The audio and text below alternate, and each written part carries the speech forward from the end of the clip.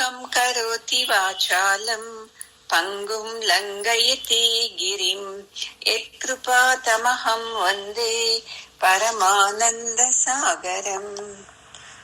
ಓಂ ಸಹನಾವವತು ಸಹನೌ ಭುನಕ್ತು ಸಹ ವೀರ್ಯಂ ಕರವಾವಹೈ ತೇಜಸ್ವಿನಾವಧೀತಮಸ್ತು ಮಾ ವಿದ್ವಿಷಾವಹೈ. ಓಂ ಶಾಂತಿ ಶಾಂತಿ ಶಾಂತಿ. ಗುರುಗಳ ಪಾದಕ್ಕೆ ನಮಸ್ಕಾರ ಮಾಡ್ಕೊಳ್ಳೋಣ. ಜಗದ್ಗುರು ಕೃಷ್ಣನ ಪಾದಕ್ಕೂ ನಮಸ್ಕಾರ ಮಾಡ್ಕೊಳ್ಳೋಣ. ಇವತ್ತು 39ನೇ ಶ್ಲೋಕ. ಏಷಾ ತೇ ವಿಹಿತ ಸಾಂಖ್ಯೇ ಬುದ್ಧಿರ್ಯೋಗೇ ತ್ವಿಮಾಂ ಶೃಣು ಬುದ್ಧ್ಯಾ ಯುಕ್ತೋ ಯಯಾ ಪಾರ್ಥ ಕರ್ಮ ಬಂಧಂ ಪ್ರಹಾಸ್ಯಸಿ. ಅರ್ಜುನನಿಗೆ ಎಲ್ಲ ಹೇಳಿದ್ನಲ್ವ ಪರಮಾತ್ಮ. ಏನೋ ಒಂದು ಮಾತುನು ಅರ್ಥ ಆದಂಗ ಆಗುತ್ತೆ, ಮತ್ತೆ ನೆನಪಾಗಲ್ಲ. ಅದಕ್ಕೆ ಪರಮಾತ್ಮ ಇವಾಗ ಏನ್ ಹೇಳ್ತಾ ಇದ್ದಾನೆಪ್ಪ, ನೋಡು ಅರ್ಜುನ, ನಾನಿವಾಗ ನಿನಗೆ ಏನ್ ಮಾಡ್ತೀನಿ ಗೊತ್ತಾ, ಜ್ಞಾನದ ಬಗ್ಗೆ ನಾನು ನಿನಗೆ ಹೇಳಿದೆ ಇಷ್ಟೊತ್ತು. ಈಗ ನಾನು ಅದನ್ನ ಇನ್ನೊಂದು ರೀತಿಯಲ್ಲಿ ವಿವರಿಸ್ತೀನಿ, ಕೇಳು ಪಾರ್ಥ. ಅವಾಗ ನೀನು ಈ ತರ ಏನಾದ್ರ ಈ ಜ್ಞಾನದಿಂದ ಈ ಕೆಲ್ಸಗಳನ್ನ ಮಾಡಿದ್ರೆ ಅವಾಗ ನಿನ್ಗೇನಾಗುತ್ತೆ, ಕರ್ಮ ಬಂಧನದಿಂದ ನೀನು ಮುಕ್ತ ಆಗ್ತೀಯಾ ಅಂತ ಹೇಳಿದ್ರು. ಈಗ ಮಕ್ಳಿಗೆ ಹಂಗೆ ಇಲ್ವಾ, ನಾವು ಒಂದ್ಸಲ ನೈಸಾಗಿ ಹೇಳ್ತೀವಿ, ಅವನ್ಗೆ ಅರ್ಥ ಆಗಲ್ಲ.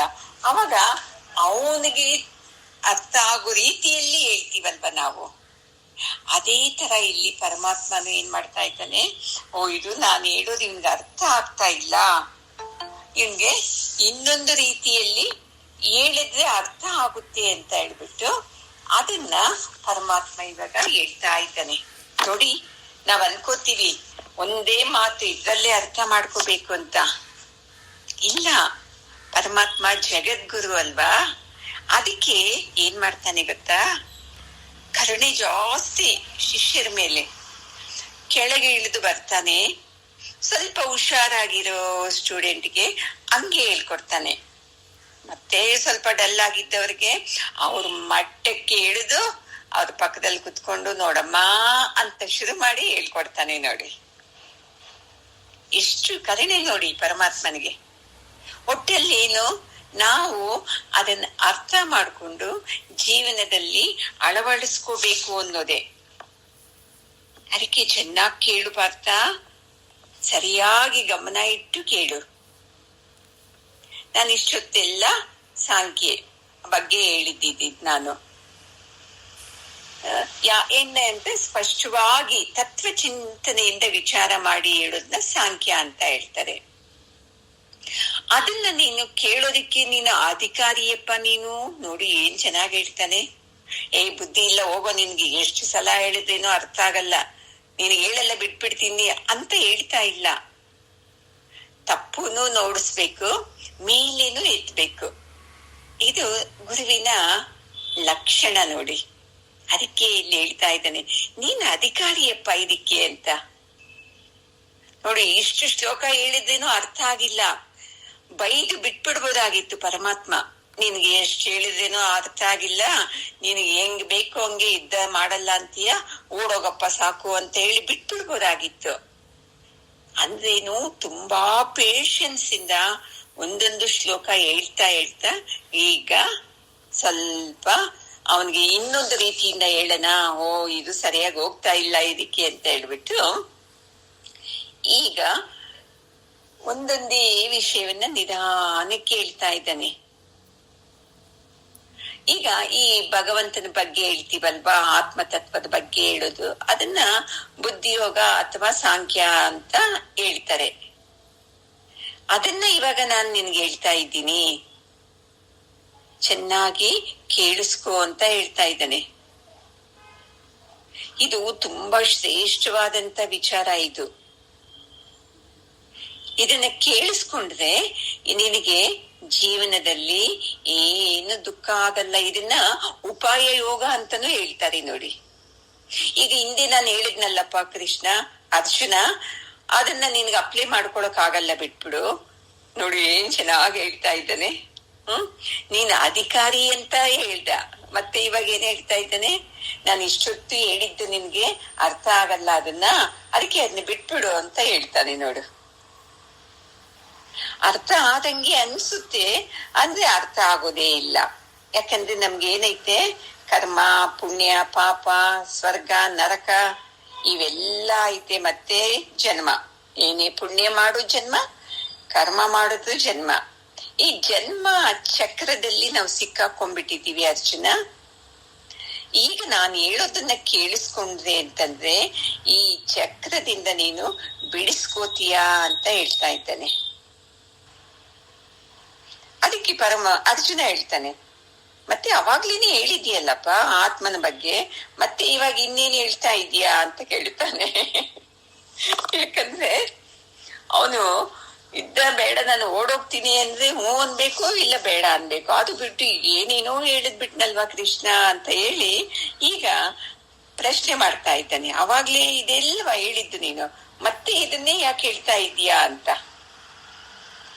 ಅದಕ್ಕೆ ಪರಮಾತ್ಮ ಹೇಳ್ತಾ ಇದ್ದಾನೆ, ಅದಲ್ಲ ನಾನ್ ಹೇಳೋದು ಇವಾಗ ತುಂಬಾ ನೀನು ಬುದ್ಧಿಯಿಂದ ಚೆನ್ನಾಗಿ ಕೇಳಿಸ್ಕೊಂಡು ನೀನು ಏನನ್ನ ಈಗ ನಾನು ಹೇಳಿದ್ದನ್ನ ಮಾಡಿದ್ರೆ ನೀನು ಪುಣ್ಯ ಪಾಪ ಇಲ್ಲದೆ ಆನಂದವಾಗಿ ಜೀವನ ಮಾಡ್ಬೋದು ಅಂತ ಹೇಳ್ತಾ ಇದ್ದಾನೆ. ನಮ್ಗೆಲ್ಲರಿಗೂ ಇದೆಯಲ್ವಾ ಜೀವನದಲ್ಲಿ ಪಾಪ ಪುಣ್ಯ, ಆ ಕರ್ಮದಲ್ಲೇ ಸಿಕ್ಕಾಕೊಂಡ್ಬಿಟ್ಟಿದೀವಿ. ಏನ್ ಮಾಡಿದ್ರೆ ಏನಾಗುತ್ತೋ ಅಂತ. ಅದಕ್ಕೆ ಇವಾಗ ನಾನು ಹೇಳ್ತೀನಲ್ವಾ, ಈ ಕರ್ಮಯೋಗನ ನೀನು ಮಾಡು, ನೀನು ಬುದ್ಧಿಯಿಂದ ಮಾಡು. ಏನಂತ ಮಾಡ್ತೀನಿ, ನಾವೆಲ್ಲ ಹೆಂಗೆ ಮಾಡ್ತಾ ಇರೋದು ಕೆಲ್ಸನ, ಕರ್ಮ ಅಂತ ಕೆಲ್ಸ. ನಾನ್ ಮಾಡ್ದೆ, ನನ್ನಿಂದ ಆಯ್ತು, ನನ್ನ ಶಕ್ತಿಯಿಂದ ಆಯ್ತು, ನಾನಿಲ್ಲ ಅಂದ್ರೆ ನಮ್ಮ ಮನೆಯಲ್ಲಿ ಆಗ್ತಾ ಇರ್ಲಿಲ್ಲ, ಇದೇ ಅಲ್ವಾ ನಾವು ಮಾಡಿದ್ದು. ಅದಕ್ಕೆ ಇಲ್ಲಿ ಅರ್ಜುನನ್ಗೂ ಅದೇ ಅಲ್ವಾ ಇರೋದು, ನನ್ನಿಂದ ಯುದ್ಧ ಆಗ್ತಾ ಐತೆ, ನನ್ನಿಂದ ಪಾಪ ಆಗ್ತಾ ಐತೆ, ನನ್ನಿಂದ ಇವ್ರಿಗೆ ಮೋಕ್ಷ ಸಿಕ್ಕಲ್ಲ ಅಂತ. ಅದಕ್ಕೆ ಇವಾಗ ನಾನು ಹೇಳ್ತಾ ಇರೋದು, ಈ ಯೋಗದಿಂದ ನೀನ್ ಏನನ್ನ ಮಾಡ್ಬಿಟ್ರೆ ನಿನಗೆ ಈ ಕರ್ಮಗಳು ಯಾವುವು ಅಂಟಲ್ಲ ನೋಡು. ಈ ಬುದ್ಧಿ ಬಲದಿಂದ ಕೆಲಸ ಮಾಡ್ತೀವಲ್ವಾ, ನನ್ನಿಂದ ಅನ್ನೋದು ಫಸ್ಟ್, ನಾನು ನನ್ನಿಂದ ಇವೆರಡು ಮುಂದೆ ಇರ್ತಿತ್ತಲ್ವಾ ನಮ್ ಬಾಯಿನಲ್ಲಿ, ನಮ್ ಮನಸ್ಸಲ್ಲೂ ಹಂಗೆ ಇರ್ತಿತ್ತೆ ಬಿಡಿ. ನಾನ್ ಸಾಕ್ಲಿಲ್ಲ ಅಂದ್ರೆ ಇವ್ರು ಬೆಳಿತಾ ಇತ್ತ, ನಾನ್ ನೋಡ್ಲಿಲ್ಲ ಅಂದ್ರೆ ಈ ಸಂಸಾರ ಇಷ್ಟ ಚೆನ್ನಾಗ್ ಆಗ್ತಾ ಇತ್ತ, ನಾನ್ ಬುದ್ಧಿ ಇಲ್ಲ ಉಪಯೋಗಿಸ್ಲಿಲ್ಲ ಅಂದ್ರೆ ನಾವ್ ಇಷ್ಟೊಂದು ಹಣ ಕೂಡಿಡಕ್ ಆಗ್ತಾ ಇತ್ತ. ನಮ್ಮ ಯಜಮಾನ್ರಿಗೆ ಏನು ಅವ್ರಿಗೇನ್ ತಿಳುವಳಿಕೆನೇ ಇಲ್ಲ, ಎಲ್ಲಾ ನಾನೇ ನೋಡ್ಕೋಬೇಕು, ನಾನು ನಂದು. ಇದೇ ತರ ನಾವು ಮಾಡ್ತಾ ಇದ್ದೀವಲ್ವಾ, ಅದನ್ನ ಬಿಟ್ಟು ನಾವು ಮಾಡ್ಬೇಕು. ಈ ಕರ್ಮಯೋಗದ ರಹಸ್ಯ ಅದನ್ನ ತಿಳ್ಕೊಂಡ್ರೆ ನಮ್ಗೆ ಬಂಧನ ಆಗಲ್ಲ ನೋಡಪ್ಪ ಅರ್ಜುನ ಅಂತ ಹೇಳಿದಾಗ ಅರ್ಜುನನ್ಗೆ ಇನ್ನೇನಪ್ಪ ಹೇಳ್ತಾನೆ ನೋಡೋಣ ಅಂತ ಆಶ್ಚರ್ಯ ಆಗುತ್ತೆ ಅಲ್ವಾ ಅಮ್ಮ. ನಾವು ಎಲ್ಲ ಪರಮಾತ್ಮ ನೀನ್ ಮಾಡಿಸ್ತಾ ಇದೀಯಾ, ನಿನ್ನ ಶಕ್ತಿಯಿಂದನೇ ಇದಾಗ್ತಾ ಇರೋದು, ನೀನಿಲ್ಲ ಅಂದ್ರೆ ಇದ್ ನಾವ್ ಮಾಡಕ್ ಆಗ್ತಾ ಇಲ್ಲ ಅಂತ ಯಾವತ್ತಾದ್ರೂ ಪರಮಾತ್ಮನ್ನ ನೆನೆಸ್ಕೊಂಡಿದ್ದೀವ ನಾವು? ಹೋಗೋದೇ ಇಲ್ಲ ನಾವು ಪರಮಾತ್ಮನ್ನ, ಇಂಥದಕ್ಕೆಲ್ಲ ತಗೊಳ್ಳೋದೇ ಇಲ್ಲ ನಾವು. ತಗೊಳ್ಳೋದೇ ಇಲ್ಲ ನಾನು. ನೋಡಿ, ನಾವು ಯಾವಾಗ್ಲೂ ಯಾರನ್ನ ಜೊತೆ ತಗೋತೀವಿ ಅಂತಂದ್ರೆ ನನ್ನ ಶಕ್ತಿನ, ನನ್ನ ಬುದ್ಧಿನ, ನನ್ನ ವಯಸ್ಸನ್ನ, ನನ್ನ ಅಧಿಕಾರನ, ನನ್ನ ಹಣನ, ಮತ್ತೆ ನನ್ನ ಗಂಡ, ನನ್ನ ಹೆಂಡತಿ, ನನ್ನ ಮಕ್ಕಳು, ನನ್ನ ಕುಟುಂಬ, ಇಷ್ಟನ್ನು ಮಾತ್ರನೇ ಲೆಕ್ಕಕ್ಕೆ ತಗೋತೀವಿ. ಇದ್ರ ಎಲ್ಲದರ ಜೊತೆನೂ ಪರಮಾತ್ಮನ ಮಾತ್ರ ನಾವು ಲೆಕ್ಕಕ್ಕೆ ತಗೊಳ್ಳೋದೇ ಇಲ್ಲ ನೋಡಿ. ತಗೋತೀವಮ್ಮ? ಯಾವಾಗ ತಗೋತೀವಿ ಗೊತ್ತಾ? ಯಾವಾಗ ನಮಗೆ ಹಣದಲ್ಲಿ ತೊಂದರೆ ಬಂದಾಗ ಅವಾಗ ಅವನ್ನ ತಗೋತೀವಿ. ನೋಡು, ನಿನ್ನಿಂದ ಏನ್ ಸುಖ ನನಗೆ ಅಂತ. ಸಮಸ್ಯೆಗಳು, ಅನಾರೋಗ್ಯ ಬಂದಾಗ ಏನೆಲ್ಲಾ ಉಪವಾಸ ಮಾಡಿದೆ ನೋಡು, ಎಂತ ಕಾಯಿಲೆ ಕೊಟ್ಟೆ ಅಂತೀವಿ. ಮತ್ತೆ ಮಕ್ಕಳು ಮನೆಯಲ್ಲಿ ಗಂಡ ಹೆಂಡತಿ ಸರಿಯಾಗಿಲ್ಲ ಅಂದಾಗ ನೋಡು ಎಷ್ಟು ಪೂಜೆ ಮಾಡ್ದೆ, ಇಂಥದನ್ನ ಕೊಟ್ಬಿಟ್ಟೆ. ಇದಕ್ಕೆ ತಗೋತೀವಿ ನಾವು ಪರಮಾತ್ಮನ್ನ. ಪ್ರತಿಯೊಂದು ಆನಂದ ಅನುಭವಿಸುವಾಗ ಅಂತೂ ಪರಮಾತ್ಮನ್ನ ನಾವು ಲೆಕ್ಕಕ್ಕೆ ತಗೊಳ್ಳೋದೇ ಇಲ್ಲ ನೋಡಿ. ತಗೋತೀವಿ ಅಮ್ಮ,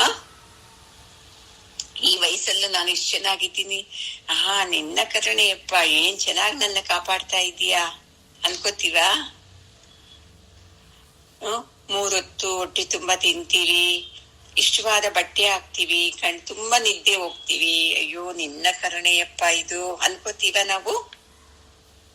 ಅನ್ಕೊಳ್ಳೋದೇ ಇಲ್ಲ ನೋಡಿ. ಹೇಳಿದ್ನಲ್ಲ, ಪರಮಾತ್ಮನ ಜೊತೆ ಮಾಡ್ಕೋಬೇಕು ಕ್ಷಣ ಕ್ಷಣಕ್ಕೂ. ನಿನ್ನ ಕರುಣೆಯಿಂದ ಮನೆಯಲ್ಲೆಲ್ಲರೂ ಚೆನ್ನಾಗಿ ನಗ್ತಾ ಇದ್ದಾರೆ, ಆನಂದವಾಗಿದ್ದಾರೆ. ನಿನ್ನ ಕರುಣೆಯಿಂದ ಆರೋಗ್ಯ ಚೆನ್ನಾಗಿದೆ, ನಿನ್ನ ಕರುಣೆಯಿಂದ ನಿದ್ದೆ ಹೋಗ್ತಾ ಇದ್ದೀನಿ. ಈ ಜಪ ಮಾಡಿ ನೋಡಿ ನೀವು ಜೀವನದಲ್ಲಿ ಎಷ್ಟು ಆನಂದ ಅನುಭವಿಸ್ತೀರಾ ಅಂತ. ನಾವು ಮಾಡೋದು ಮಣಿ ಇಟ್ಕೊಂಡ್ಬಿಟ್ಟು ಕಣ್ ಮುಚ್ಕೊಂಡು 108 ಸಲ ಅದನ್ನ 10 ಮಾಲೆ ಮಾಡ್ಬಿಟ್ರೆ ನಾನು ಜಪ ಮಾಡ್ಬಿಟ್ಟೆ ಅಂತ. ಅದು ಮಾಡ್ಬೇಕು, ಬೇಡ ಅಂತಲ್ಲ. ಅಂದ್ರೆ ಅದು ಮಾಡುವಾಗ ಪರಮಾತ್ಮನ ಅತ್ಯಂತ ಆನಂದದಿಂದ ಸ್ಮರಣೆ ಮಾಡ್ಕೋತೀವ. ಸಂಸಾರದ ಯೋಚನೆಗಳೆಲ್ಲ ಬರ್ತಿತೆ. ಅದೇ ಅತ್ಯಂತ ಆನಂದದಿಂದ ಕೃತಜ್ಞತೆ ಹೇಳಿ, ಅಪ್ಪ ಎಷ್ಟು ಹೊಟ್ಟೆ ತುಂಬಾ ತಿಂದೆ ಅಪ್ಪ, ಇವತ್ತು ಎಂತ ಪ್ರಸಾದ ಕೊಟ್ಟಿದ್ಯಾ ನೀನು ಅಂತ. ಎಷ್ಟು ಜಪಕ್ಕೆ ಸಮ ಇದು. ಈ ಜಪನ ಶುರು ಮಾಡ್ಬೇಕು ನಾವು. ಅದಕ್ಕೆ ಈಗ ಅರ್ಜುನನಿಗೆ ಅದು ಹೇಳಿದ್ಮೇಲೆ ಹೇಳ್ತಾ ಇದ್ನಲ್ವ, ನನ್ನಿಂದ ಹಿಂಗಾಗುತ್ತೆ, ನಾನ್ ಮಾಡಿದ್ದಿಂದ ಹಿಂಗಾಗ್ತಾ ಐತೆ, ಇದು ಕರ್ಮ, ಇದು ಪಾಪ ಅಂತ. ಅದಕ್ಕೆ ಇವಾಗ ಈ ಬುದ್ಧಿ ಯೋಗದಿಂದ ಯೋಚನೆ ಮಾಡು, ಇದರಿಂದ ನೀನ್ ಅರ್ಥ ಮಾಡ್ಕೊಂಡ್ರೆ ನಿನ್ಗೆ ಅರ್ಥ ಆಗುತ್ತೆ, ಮತ್ತೆ ಯಾವ ಕರ್ಮನು ನಿನಗೆ ಬಂಧನ ಆಗಲ್ಲ ಅಂತ ಹೇಳಿ ಅವನ್ ಮುಖ ನೋಡ್ತಾನೆ. ಅವನ್ ಹೆಂಗಿರ್ತಾನೆ, ಏನೋ ಹೊಸದ ಹೇಳ್ತಾ ಇದ್ದಾನಪ್ಪ, ಏನೋ ಮಾಡ್ಬೇಕು, ಸರಿ ಹೇಳು ಕೇಳ್ತೀನಿ ಬಿಡು ಅಂತ ಹೇಳೋ ತರ ಇತ್ತು.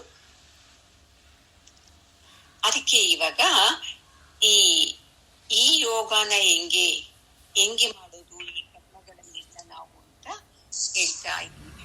ಒಂದೇ ನಿಮಿಷ.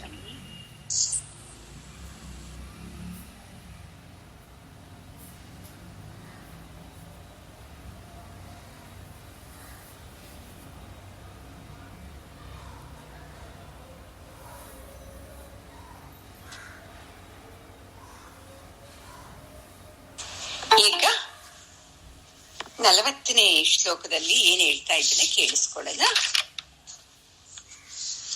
ಸ್ನೇಹಾ ವಿಕ್ರಮನಾಶೋಸ್ತಿ ಪ್ರತ್ಯವಾಯೋ ನ ವಿದ್ಯತೆ ಸ್ವಲ್ಪಮಪ್ಯಸ್ಯ ಧರ್ಮಸ್ಯ ತ್ರಾಯತೆ ಮಹತೋ ಭಯಾತ್. ಇದು ನಮ್ಗೆ ಸ್ವಲ್ಪ ಕಷ್ಟ ಅಂತ ಅನ್ಸುತ್ತೆ. ಇದನ್ನ ಅರ್ಥ ಮಾಡ್ಕೊಂಡ್ಬಿಟ್ರೆ ನಮ್ಗೆ ಇದು ಕಷ್ಟ ಅನ್ಸೋದೇ ಇಲ್ಲ. ಅದಕ್ಕೆ ಹೇಳ್ತಾ ಇದ್ದಾರೆ, ಇದರಿಂದ ನಷ್ಟ ಆಗೋದಾಗ್ಲಿ, ಅಯ್ಯೋ ಹಿಂಗಾಗೋಯ್ತಲ್ವಾ ಅನ್ನೋದು ಏನೂ ಇರಲ್ಲ. ಧೈರ್ಯವಾಗಿ ನಾವು ಪ್ರಗತಿನ ಸಾಧಿಸ್ಬೋದು ಅಂತ ಹೇಳ್ತಾ ಇದ್ದಾರೆ. ಇಲ್ಲ ಅಂತಂದ್ರೆ ಹಿಂಗಾಗ್ಬಿಡ್ತಲ್ಲ ಅಂತ ಇರ್ತಿದ್ದೆ. ನಮ್ಗೆ ಇರೋದೇನ್ ಹೇಳಿ ಮನುಷ್ಯನಿಗೆ ಭಯ. ನಾಳೆ ಏನಾಗುತ್ತೋ, ಇವತ್ತು ಹಿಂಗಾಗುತ್ತೋ, ನಾಡದ್ದು ಹೆಂಗೋ ನನ್ ಜೀವನ, ನಾನ್ ಹಿಂಗ್ ಮಾಡ್ಬಿಟ್ಟು ಏನಾಗುತ್ತೋ, ಈ ಭಯದಿಂದ ನಮ್ಮನ್ನ ಕಾಪಾಡುತ್ತೆ ನೋಡಿ. ಈ ಕೃಷ್ಣ ಪ್ರಜ್ಞೆಯಲ್ಲಿ ಅಂದ್ರೆ ಪರಮಾತ್ಮನ ಚಿಂತನೆಯಲ್ಲಿ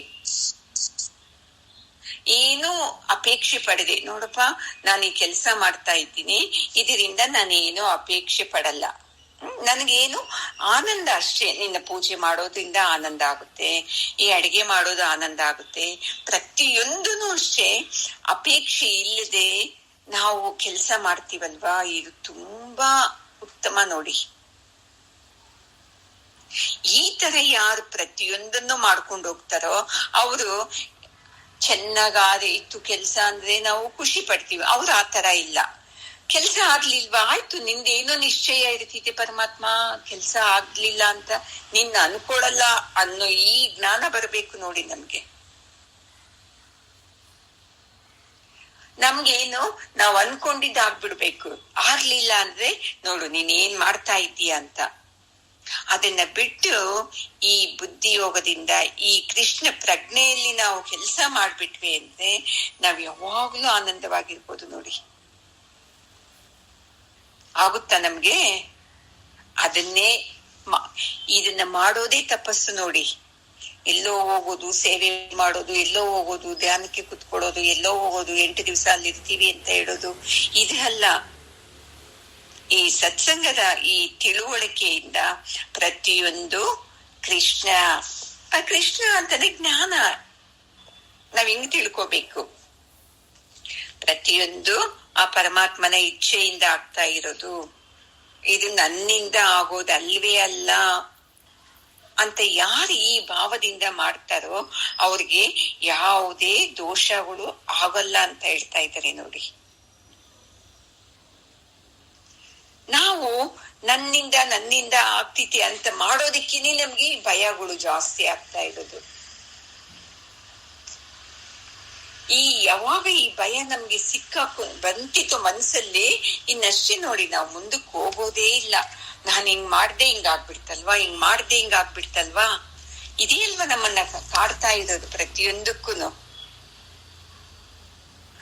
ನನ್ನ ಕರ್ತವ್ಯ ಅಂತ ಯಾರು ಇದನ್ನ ಮಾಡ್ತಾರೋ ಅವ್ರಿಗೆ ಏನು ದೋಷ ಅಂತಲ್ಲ ನೋಡಿ. ಏನ್ ಚೆನ್ನಾಗಿ ಹೇಳ್ತಾ ಇದ್ದಾನೆ.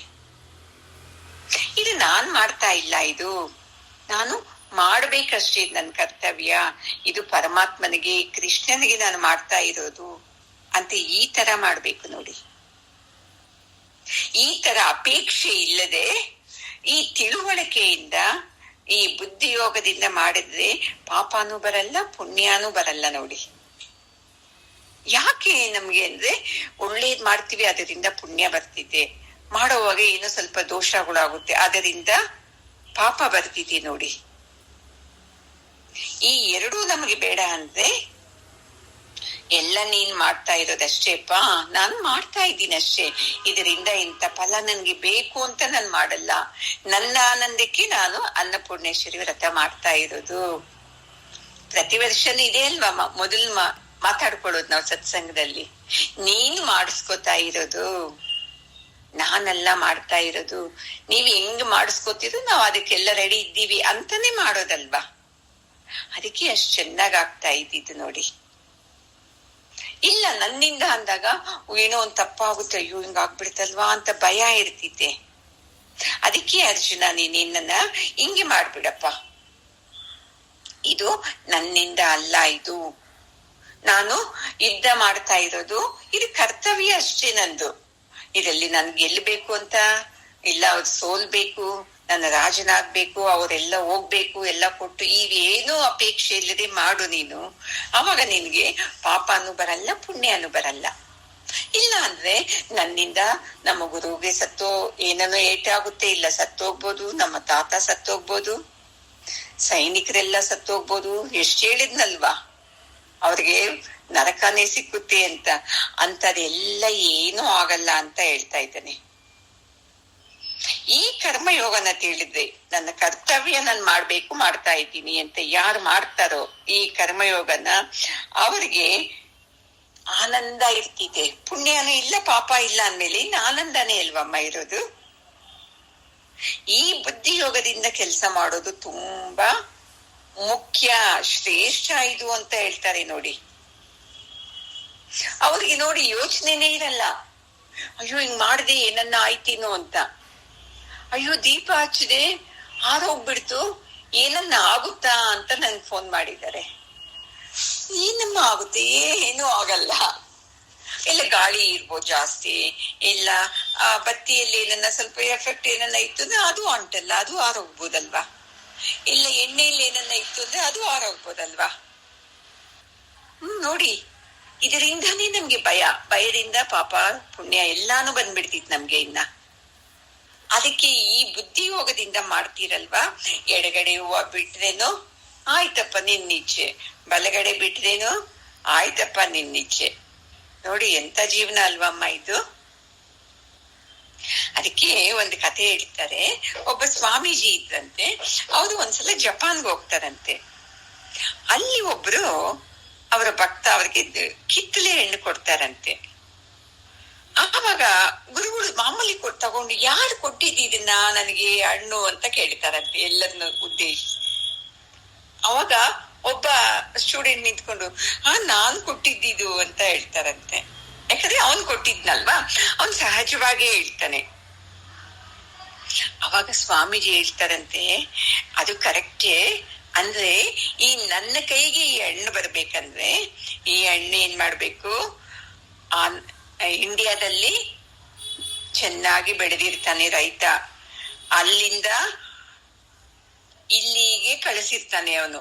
ಎಕ್ಸ್ಪೋರ್ಟ್ ಮಾಡ್ತೀವಲ್ವಾ ನಾವು, ಇಲ್ಲೆಲ್ಲಾ ಮಾರ್ಕೆಟ್ನವ್ರು ತಗೊಂಡು ಅಲ್ಲಿ ಇಲ್ಲಿ ಆ ಮಾರ್ಕೆಟ್ ಇಂದ ನಿನ್ನ ಕೈನಲ್ಲಿ ಬಂದಿರೋದು. ಅದನ್ನಷ್ಟೇ ಗಮನ ಇಟ್ಕೋಬಾರ್ದು ನಾವು. ಈ ಹಣ್ಣು ಬೆಳಿಬೇಕಂತಂದ್ರೆ ಏನಿರ್ಬೇಕು, ಪಂಚಭೂತಗಳಿರ್ಬೇಕು. ಭೂಮಿ, ವಾಯು, ಅಗ್ನಿ, ಜಲ, ರೈತ. ಜಲ, ಈ ಪಂಚಭೂತಗಳಲ್ಲಿ ರೈತ ಇರ್ಬೇಕು, ಅಂಗಡಿ ಇರ್ಬೇಕು, ಮತ್ತೆ ಅಲ್ಲಿಂದ ಇಲ್ಲಿ ಬರಕ್ಕೆ ವಿಮಾನ ಇರ್ಬೇಕು, ಇಲ್ಲ ಹಡಗಿರ್ಬೇಕು, ಮತ್ತೆ ವ್ಯಾಪಾರಿಗಳಿರ್ಬೇಕು. ಆ ವ್ಯಾಪಾರಿಯಿಂದ ಈ ಭಕ್ತನಿಗೆ ಬಂದೈತೆ ನೋಡಿ. ಯಾವತ್ತಾದ್ರೂ ನಾವ್ ಇಷ್ಟು ವಿಶಾಲವಾಗಿ ಯೋಚನೆ ಮಾಡ್ತೀವ? ನಾನ್ ದುಡ್ಡು ಕೊಟ್ಟಿ ನಾನ್ ತಗೊಂಡ್ಬಂದೆ, ನನ್ನ ಹತ್ರ ದುಡ್ಡಿತ್ತು ನಾನ್ ತಗೊಂಡ್ ಬಂದೆ ಅಂತೀವಿ.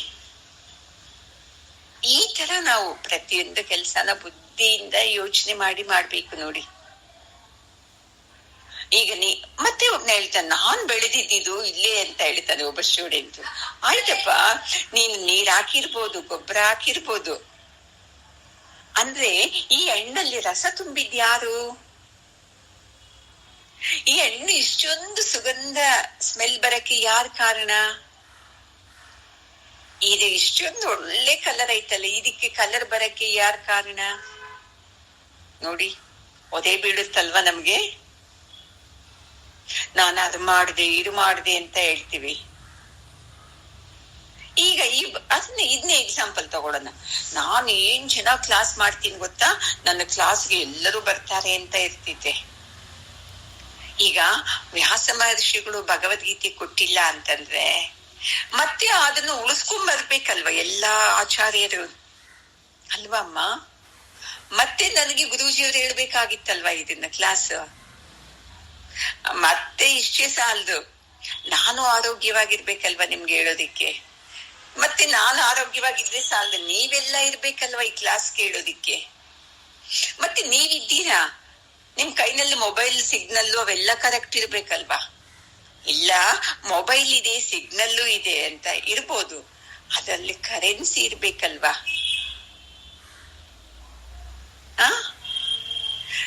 ಸರಿಯಪ್ಪ, ಎಲ್ಲ ಇದೆ, ಭಗವದ್ಗೀತೆ ಈ ಬುಕ್ ಪ್ರಿಂಟ್ ಆಗಿರ್ಬೇಕಲ್ವಾ, ಅದಕ್ಕೆ ಪೇಪರ್ ಬೇಕಲ್ವಾ. ನೋಡಿ, ಒಂದು ಕ್ಲಾಸ್ಗೆ ಏನೇನ್ ಅನುಕೂಲ ಆದ್ರೆ ಕ್ಲಾಸ್ ಕೇಳಕ್ಕಾಗುತ್ತೆ. ಇದು ಕರ್ಮದ ರಹಸ್ಯ ಅಂತ ಹೇಳ್ತಾರೆ ನೋಡಿ. ಇದನ್ನ ಯಾರನ್ನ ತಿಳ್ಕೊಂಡ್ಬಿಟ್ರೆ ನಮ್ಮ ಅಹಂಕಾರ ಏನಾಗುತ್ತೆ, ಚೂರ್ ಆಗ್ಬಿಡ್ತೈತೆ. ಯಾಕಂದ್ರೆ ನಾವು ಮಾಡೋದೆಲ್ಲ ನನ್ನಿಂದ ನಾನ್ ಕಷ್ಟಪಟ್ಟು ನಾನ್ ಬೆಳೆಸ್ದೆ. SSY ನಲ್ಲಿ ಋಷಿ ಪ್ರಭಾಕರ್ ಗುರೂಜಿಯವರು ಲೀಡರ್ ಫಾಲೋಯರ್ ಅಂತ 3ನೇ ದಿವಸದ ಕ್ಲಾಸ್ ಅಲ್ಲಿ ಹೇಳಿದ್ದು. ಏನ್ ಮಹಾ, ನಿನ್ ಮಕ್ಕಳು ಏನ್ ಮಾಡಿದ್ಯಾ ನೀನು? ನಿಮ್ಮಪ್ಪ ನಿಮ್ಮಮ್ಮ ಮಾಡಿಲ್ವಾ ನಿನಗೆ? ಹಂಗೆ ನೀನ್ ಮಾಡಿದ್ದೆ, ನಿನ್ ಕರ್ತವ್ಯ ಅದು ಅಷ್ಟೇ. ಒಬ್ಬಮ್ಮ ಹೇಳ್ತಾ ಇದ್ದೀನಿ, ನಾನು ಒಡವೆನ ಸೇಲ್ ಮಾಡಿ ಇವನ್ಗೆ ಫೀಸ್ ಕಟ್ಟಿದ್ದೇನೆ ಅಂತ. ಅಪ್ಪ ಹೇಳೋದು, ಏನು OT ಮಾಡಿ ಎಷ್ಟು ಕಷ್ಟಪಟ್ಟು ಇವನ್ನ ಓದಿಸಿದ್ದೀನಿ ಅಂತ ಹೇಳೋದು. ನಾಚಿಕೆ ಆಗಲ್ವಾ ನಿಮ್ಗೆ ಅಂತ ಕೇಳೋದು ನೋಡಿ. ಶಾಕ್ ಆಯ್ತು ನನಗೆ, ಏನಪ್ಪ ಹಿಂಗೆ ಅಂತ. ಆಮೇಲೆ ನೋಡಿದ್ರೆ ಇದಕ್ಕೆಲ್ಲ ಹಿಂದೆಗಡೆ ಯಾರಿದ್ದಾನೆ ಸೂತ್ರಧಾರ, ಅವನ ಶಕ್ತಿಯಿಂದ ನಾನು ಕಷ್ಟಪಟ್ಟು ಕೆಲಸ ಮಾಡಿದೆ. ಅವನ ಶಕ್ತಿ ಇಲ್ಲ ಅಂದ್ರೆ ನಾನ್ ಕೆಲಸ ಮಾಡಕ್ ಆಗ್ತಾ ಇತ್ತಾ? ಅವನ ಶಕ್ತಿ ಇದ್ದಿದ್ದಕ್ಕೆ ನಾನು ಕೆಲಸ ಮಾಡಿ ಹಣ ಕೂಡಿಟ್ಕೊಂಡು ಒಡವೆ ತಗೊಂಡೆ. ಈಗ ಆ ಒಡವೆನ ಸೇಲ್ ಮಾಡಿ ಅದರಿಂದ ನಾನು ಫೀಸ್ ಕಟ್ಟಿದೆ. ಏನಿದೆ ದೊಡ್ಡದು? ಕರ್ತವ್ಯ. ನಿಮ್ಮಪ್ಪ ನಿಮ್ಮಮ್ಮ ಹೆಂಗೆ ಸಾಕಿದಾರೋ ನೀನು ಹಂಗೆ ಸಾಕ್ಬೇಕಲ್ವಾ ಮಕ್ಕಳನ್ನ. ನೋಡಿ, ಹಿಂಗೆ ಪ್ರತಿಯೊಂದು ವಿಷಯಕ್ಕೂ ಅರ್ಥ ವಿವರವಾಗಿ ನೋಡ್ಬೇಕು ನೋಡಿ. ಇದು ಕರ್ಮದ ರಹಸ್ಯ ಅಂತ ಹೇಳ್ತಾ ಇದ್ದಾರೆ ನೋಡಿ, ಅಲ್ವಮ್ಮ? ಯಾವಾಗ್ಲೂ ಅಷ್ಟೇ ಒಳ್ಳೆ ಕಾರ್ಯ ಯಾರು ಮಾಡ್ತಾರೋ ಆ ಪುಣ್ಯದಿಂದ ನಮ್ಗೇನು ಸಿಗ್ತಾ ಐತೆ, ಈ ಸತ್ಸಂಗ ಸಿಗ್ತಾ ಐತೆ, ನಿಮ್ಗೆ ಆನಂದ ಆಗೋವೆಲ್ಲ ಸಿಗ್ತಾ ಐತೆ. ನಾವು ಒಳ್ಳೆ ಕೆಲಸ ಮಾಡಿಲ್ಲ, ಪುಣ್ಯ ಇಲ್ಲ ಅಂದ್ರೆ ಈ ಸತ್ಸಂಗದ ಆನಂದ ಸಿಕ್ಕಲ್ಲ. ಮನೆಯಲ್ಲಿ ಎಷ್ಟು ದುಡ್ಡಿದ್ರೇನು, ಏನ ಐಶ್ವರ್ಯ, ಎಷ್ಟು ದೊಡ್ಡ ಮನೆ ಇದ್ರೇನು ಆನಂದ ಸಿಕ್ಕೋದೇ ಇಲ್ಲ. ಈ ಜ್ಞಾನದಿಂದ ಯಾರು ಕೆಲಸ ಮಾಡ್ತಾರೋ ಅವ್ರಿಗೆ ಯಾವುದೇ ದೋಷ ಬರಲ್ಲ ಅಂತ ಹೇಳ್ತಾ ಇದ್ದಾರೆ ನೋಡಿ. ಅರ್ಜುನ, ನನಗೆ ಪಾಪ ನನಗೆ ಪುಣ್ಯ ಅಂತ ಹೇಳ್ತಾ ಇದೆಯಲ್ವಾ, ಇದು ಬರೋದೇ ಇಲ್ಲ ನೋಡಪ್ಪ. ಇದು ನನ್ನ ಕರ್ತವ್ಯ, ನಾನ್ ಮಾಡ್ಬೇಕು. ಮತ್ತೆ ನನ್ನ ಕರ್ತವ್ಯ ನಾನ್ ಮಾಡ್ಬೇಕಂದ್ರೇನು ಆ ಕೃಷ್ಣನ ಶಕ್ತಿಯಿಂದನೇ ನಾನ್ ಮಾಡ್ತಾ ಇರೋದು ಅಂತ ನೀನು ಮಾಡು, ನಿನಗೆ ಏನೂ ದೋಷ ಬರಲ್ಲ. ಆವಾಗ ನಿನಗೆ ಆನಂದ ಸಿಕ್ಕುತ್ತೆ, ಪುಣ್ಯ ಬರಲ್ಲ, ಪಾಪನೂ ಬರಲ್ಲ ಅಂತ ಹೇಳ್ತಾ ಇದ್ದಾನೆ. ಅಂದ್ರೆ ಇಷ್ಟೊಂದು ವಿವರವಾಗಿ ನಾವು ಚಿಂತನೆ ಮಾಡ್ಬೇಕು. ಆವಾಗ ನಮ್ಗೆ ಅಭಿಮಾನ ಬರೋದೇ ಇಲ್ಲ ನಮ್ಮ ಮೇಲೆ. ಹೆಂಗೆ ಅಂದ್ರೆ ನಮ್ ಜೀವನ ಬಾಳೆ ಹಣ್ಣು ಕೊಡ್ಬೇಕು, ಪುಣ್ಯ. ಅದು ಸಿಪ್ಪೆ ಕೊಟ್ಟರೆ ಪಾಪ ಅಂತ ನೋಡಿ. ಅದಕ್ಕೆ ಗುರುಜಿಯವರು ಏನ್ ಚೆನ್ನಾಗಿ ಎಕ್ಸಾಂಪಲ್ ಹೇಳ್ತಾರೆ. ವಿದುರನ ಹೆಂಡತಿ ಆ ಎಕ್ಸಾಂಪಲ್ ಕೊಡ್ತಾರೆ. ಒಂದು ಸಲ ಪರಮಾತ್ಮನ್ನ ನೋಡಿ, ಯಾರೂ ಕೂಗಲ್ಲ ನಮ್ಮನೆಗ್ ಬನ್ನಿ ಅಂತ. ವಿದುರ ಅಂತೂ ಕೂಗ್ಲೇ ಇಲ್ಲ. ಅಂದ್ರೆ ಪರಮಾತ್ಮನಿಗೆ ಮನಸ್ಸು ಬಂತಂತೆ, ಇವತ್ತು ನಾನು ವಿದುರನ್ ಮನೆಗೆ ಹೋಗ್ಬೇಕು ಅಂತ. ಸರಿ ಅಂತ ವಿದುರನ್ ಮನೆಗೆ ಹೋಗ್ತಾರಂತೆ. ಹೋಗಿ ಬಾಗಿಲನ್ನ ಹಿಂಗೆ ಸೌಂಡ್ ಮಾಡ್ತಾರಂತೆ. ಪಾಪ ಸ್ನಾನ ಮಾಡ್ತಾ ಇರ್ತಾಳೆ ವಿದುರನ ಹೆಂಡತಿ. ಅಯ್ಯೋ, ಯಾರು ಬಂದಿದ್ದು ಅಂತ ಸಡನ್ ಆಗಿ ಕಿಟಕಿಯಲ್ಲಿ ನೋಡಿದಾಗ ಕೃಷ್ಣ ಇರ್ತಾನಂತೆ. ಎಷ್ಟು ಆನಂದ ಆಗುತ್ತಂತೆ, ಹಂಗೆ ಬಂದ್ಬಿಡ್ತಾಳಂತೆ. ನಾನು ನಗ್ನವಾಗಿದ್ದೇನೆ ಅಂತ ಗೊತ್ತಾಗ್ತಾ ಇಲ್ವಂತೆ. ನಮ್ಗದು ಏನನ್ಸುತ್ತೆ, ಪಾಪ ಅನ್ಸುತ್ತೆ. ಆಮೇಲೆ ಅವ್ರ ತಕ್ಷಣ ನೆನಪಾಗುತ್ತೆ, ಮತ್ತೆ ಬಟ್ಟೆ ಎಲ್ಲ ಸುಟ್ಕೊಂಡ್ ಬಂದು ಕುತ್ಕೊಂಡು ಅತ್ಯಂತ ಭಕ್ತಿಯಿಂದ ಕುತ್ಕೋತಾಳಂತೆ ಪಾದ ಹತ್ರ. ಅಯ್ಯೋ, ಮನೆಗ್ ಬಂದಿದ್ದಾರಲ್ವಾ, ಏನನ್ನ ಕೊಡ್ಬೇಕಲ್ವಾ. ಆಗ ಬಾಳೆಹಣ್ಣು ತಗೊಂತಾಳಂತೆ, ಮನೆಯಲ್ಲಿ ಇತ್ತಂತೆ. ಬಾಳೆಹಣ್ಣು ತೆಗೆದು ಸಿಪ್ಪೆನ ಸುಲಿಯೋದು, ಸಿಪ್ಪೆನ ಪರಮಾತ್ಮನ್ಗೆ ಕೊಡೋದು, ಹಣ್ಣನ್ನ ತನ್ನ ಕೈನಲ್ಲಿ ಇಟ್ಕೊಡೋದು. ಅವಳಿಗೆ ಗೊತ್ತಾಗ್ತಾನೆ ಇಲ್ಲ, ಪರಮಾತ್ಮ ಆ ಸಿಪ್ಪಿನ ಅತ್ಯಂತ ಆನಂದದಿಂದ ತಿಂತಾ ಇದ್ದಾನಂತೆ ನೋಡಿ. ನಮಗೆ ಏನ್ ಇಂಥ ಪೂಜೆಗೆ ಇಂಥದಿಟ್ಟಿದ್ಯಾ, ಇದು ಪಾಪ ಬರ್ತಿದೆ, ಇದು ಪುಣ್ಯ ಬರ್ತಿದೆ. ಅತ್ಯಂತ ಶ್ರದ್ಧೆ ಭಕ್ತಿ ಒಂದು ನಿಮ್ಮಲ್ಲಿ ಇದ್ಬಿಟ್ರೆ ಇಂಥವ್ ಯಾವುದೂ ಲೆಕ್ಕಕ್ಕೆ ಬರೋದೇ ಇಲ್ಲ ನೋಡಿ. ಈಗ ಭಕ್ತ ಬೇಡದ ಕಣ್ಣಪ್ಪ, ಅವನೇನ್ ಇಟ್ಟ, ಮಾಂಸ ಇಟ್ಟ. ಈ ಮಾಂಸನ ಪರಮಾತ್ಮನಿಗೆ ಇಡ್ತಾರೆ ಯಾರಾದ್ರೂ? ಪಾಪ ಅಲ್ವಾ ಇದು ಅಂತ. ಅವನಿಗೇನ್ ಮನ್ಸಲ್ಲಿ, ನಾನು ಏನೇ ತಿಂದ್ರೇನು ನಿನ್ಗೆ ಅರ್ಪಣೆ ಮಾಡ್ತೀನಿ, ಇದು ಶ್ರದ್ಧೆ ಅವಂದು. ಈ ತರ ನಾವು ವಿಶಾಲವಾಗಿ ಯೋಚನೆ ಮಾಡೋದು ಬಂತು ಅಂದ್ರೆ ನಮಗೆ ಏನೂ ಆಗೋದೇ ಇಲ್ಲ ನೋಡಿ. ಭಕ್ತಿಯಿಂದ ತುಂಬಿದ ಪ್ರೀತಿ ನೋಡಿ, ಇದು ಕೇಳೋದು ಏನ್ ಚೆನ್ನಾಗಿದೆ ಅಲ್ವಾ. ಈ ಭಕ್ತಿಯಿಂದ ತುಂಬಿದ ಪ್ರೀತಿಯಲ್ಲಿ ನಾವು ಏನ್ ಮಾಡಿದ್ರೇನೋ ಅದು ದೋಷ ಆಗೋದೇ ಇಲ್ಲ. ಅದಕ್ಕೆ ಅರ್ಜುನ, ನೀನು ಈಗ ಯುದ್ಧ ಮಾಡ್ತಾ ಇದೀಯಲ್ವಾ, ನೀನು ಏನು ಅಂದ್ರೆ ನನ್ನಂತ ವೀರ ಯಾರು ಇಲ್ಲ ಅನ್ನೋ ಅಹಂಕಾರ ಐತಿ ನಿನಗೆ, ಅಲ್ವಾ ಅಮ್ಮ? ಅವನ್ಗೆ ಅದೇ ಇಲ್ವಾ ಇರೋದು, 3 ಲೋಕದ ಗಂಡು ನಾನು, ನನ್ನ ಮೇಲೆ ಯುದ್ಧ ಮಾಡಕ್ ಯಾರು ಬಂದಿದ್ದಾರೆ ನೋಡ್ಬೇಕಲ್ಲ ಅವ್ರ ಮುಖನ. ಕೃಷ್ಣ, ಈ ರಥನ ಅಲ್ಲಿ ನಿಲ್ಸು, ಸೇನೆಗಳ ಮಧ್ಯೆ ನಿಲ್ಸು, 2 ಸೇನೆ ಮಧ್ಯದಲ್ಲಿ ಅಂತ ಹೇಳಿದ್ನಲ್ವಾ. ಅವನಿಗೆ ಅದು ಗರ್ವ ಅಂತಾನೂ ಗೊತ್ತಾಗ್ತಾ ಇಲ್ಲ. ಈಗ ಪರಮಾತ್ಮ ಇದೆಲ್ಲ ಹೇಳುವಾಗ ಅವನಿಗೆ ಸ್ವಲ್ಪ ಅರ್ಥ ಆದಂಗೆ ಆಗುತ್ತೆ. ಇಲ್ಲ ಅಂತಂದ್ರೆ ನಂದೇ ಕರೆಕ್ಟ್ ಆಯ್ತಲ್ವಾ, ನಾವು ಮನ್ಸಲ್ಲಿ ನನ್ಗೆ ನನ್ ಕೋಪನ ತಡಿಯಕ್ ಆಗೋದೇ ಇಲ್ಲ, ನನ್ಗ ಅನ್ಬಿಡ್ಬೇಕು ಮಾತ್ನ ಮನ್ಸಲ್ಲಿ ಬಂದಿದ್ದನ್ನ. ಅದು ನಮ್ಮನ್ನೇ ಹಾಳು ಮಾಡ್ತೈತಿ ನೋಡಿ. ಈ ಶಾಸ್ತ್ರ ಏನ್ ಗೊತ್ತಾ, ನೀವ್ ಏನೇನ್ ಕರೆಕ್ಟ್ ಅಂತ ಅನ್ಕೊಂಡಿದ್ದೀರಲ್ಲ ಅದನ್ನೆಲ್ಲ ತೆಗ್ದಾಕೋ ಕೆಲಸ ಮಾಡೋದು ಈ ಶಾಸ್ತ್ರ ಮಾಡೋದು. ನಾವ್ ಇಷ್ಟು ಕೇಳಿನಿ, ಇಲ್ಲ ನಾನ್ ಬಿಡಕ್ ಆಗೋದೇ ಇಲ್ಲ, ನಂದೇ ಕರೆಕ್ಟ್ ಅಂತ ಇದ್ರೆ ಇನ್ನಷ್ಟು ಅನುಭವಿಸ್ಬೇಕಾಗುತ್ತೆ ಅಷ್ಟೇ ಅಲ್ವಾ ಅಮ್ಮ. ನಾವು ಸಾಕು ನಮ್ಮ ಜೀವನದಲ್ಲಿ ಎಷ್ಟು ನೋವು, ಏನೇನ್ ದುಃಖ, ಯಾಕೆ? ನನ್ನಿಂದ ನಾನು ಇದರಿಂದಾನೇ ಇವೆಲ್ಲ ದುಃಖ ದೋಷಗಳು ನಮ್ಗೆ.